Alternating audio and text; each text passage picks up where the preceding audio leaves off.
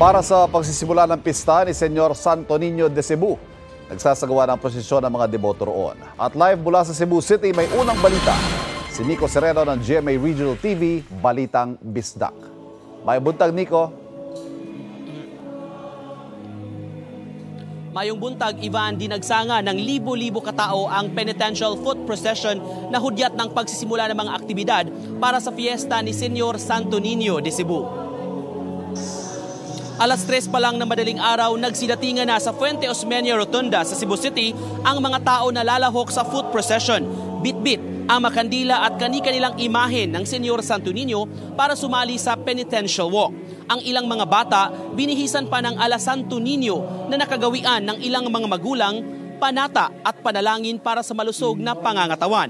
Sa Walk with Jesus, sinasamahan ng mga deboto ang imahen ng Senyor Santo Niño papuntang Basilica. Hudyat ito ng pagsisimula ng 9 na araw na Novena Masses para sa kapiestahan ngayong Enero 21. Binaybay ng mga deboto ang mahigit 2 kilometrong parte ng Osmeña Boulevard papuntang simbahan. Alas 5:10 dumating sa Basilica ang imahen na mainit na sinalubong ng mga deboto, kasabay ng pagwagayway sa kanilang makamay at pag-awit ng batubalani sa gugma o Magnet of Love na siyang si Jesus o Santo Niño. Ivan, katatapos lang ng unang misa nga nitong unang araw ng novena at kakasimula lang din ng pangalawang misa, mayroong 10 hanggang sa 11 misa dito sa Basilica Pilgrim Center sa Novena Masses para ma-accommodate ang mga tao na pupunta at magdebosyon. Mahigpit naman ang seguridad na ipinapatupad ng mga otoridad para matiyak na matiwasay at payapa ang selebrasyon. Ivan?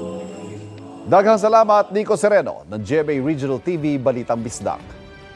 Kapuso, para laging una ka sa mga balita, bisitahin at mag-subscribe sa GMA Integrated News sa YouTube. Sa mga kapuso abroad, samahan nyo kami sa GMA Pinoy TV at sa www.gmanews.tv.